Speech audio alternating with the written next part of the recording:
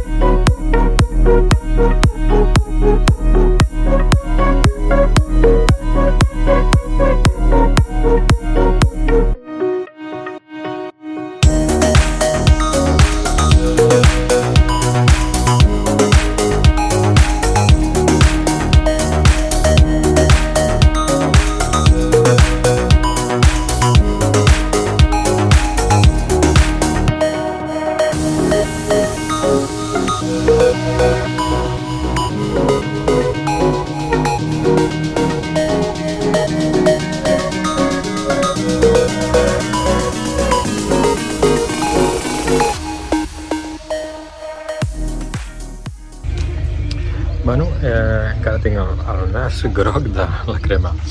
A darrere tinc el Skadar Lake, impressionant. Aquest matí he arribat a Albània i ja he anat directament cap a Montenegro, un llac que és Skadar Lake National Park. Uau! Hi ha és el 5è cotxe clàssic que veig descapotable. Són nord-europeus aquests. Skadar Lake, i estic fent un petit refrigeri abans de continuar, si és que no em plou, perquè per allà al darrere amenaça tormenta. I aquest home aquí s'ha fet un xiringuito, té un xiringuito aquí, està molt ben situat i molt bé de preu, i a més ha muntat uns toilets i unes habitacions per lo que està realment bé. I les vistes espectaculars. Montenegro ha fet alguna molt interessant, que ha fet rutes turístiques i les ha numerat. Aquesta és la número 3, que passa pel voltant, fa una part del perímetre del llac Skadar Lake. És molt guapo quan agafes la ruta aquesta i puges a dalt de tot de la muntanya i des de la muntanya tens les vistes del llac. És molt xulo. És un llac que comparteixen amb Albània i Montenegro. Skadar Lake.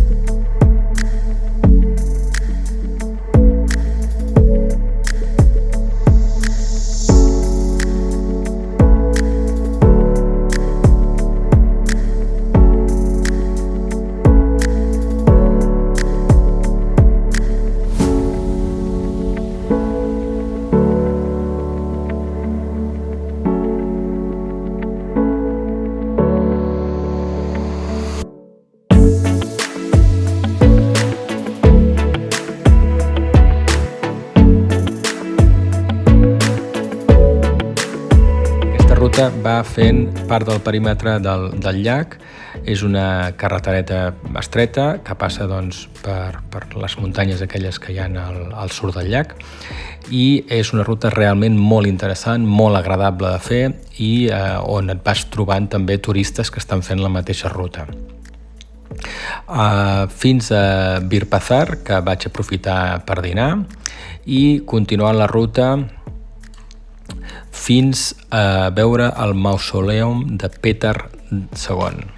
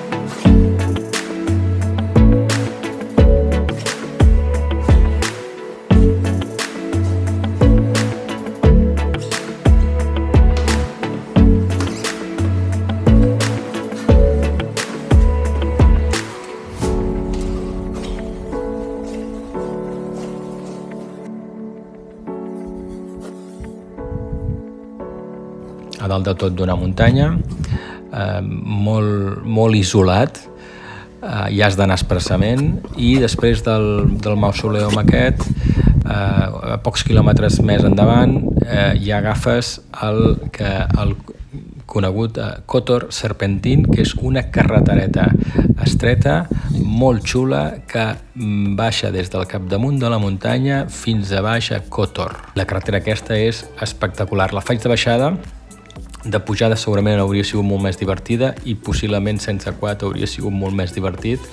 És una carretera per fer.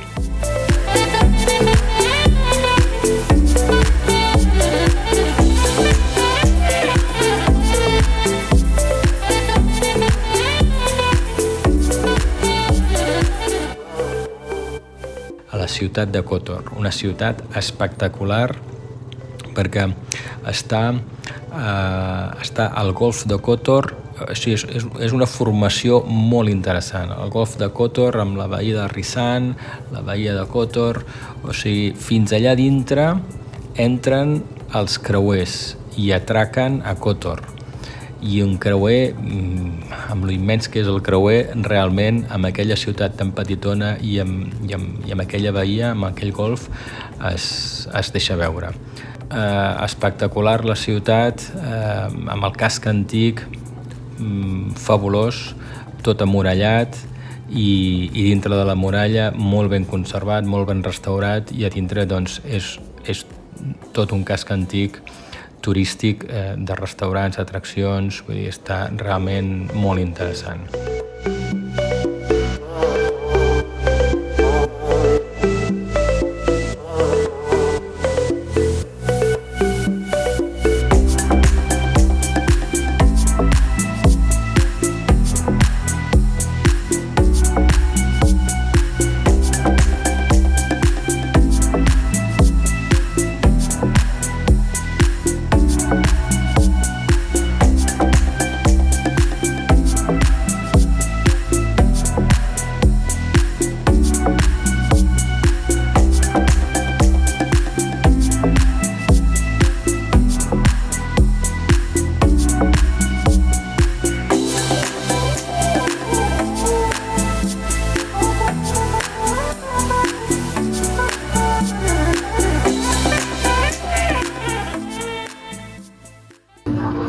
sopa de cota.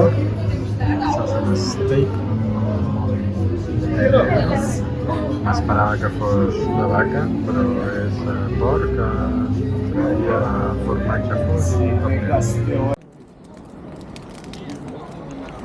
Vaig sopar i a dormir i a preparar el dia següent.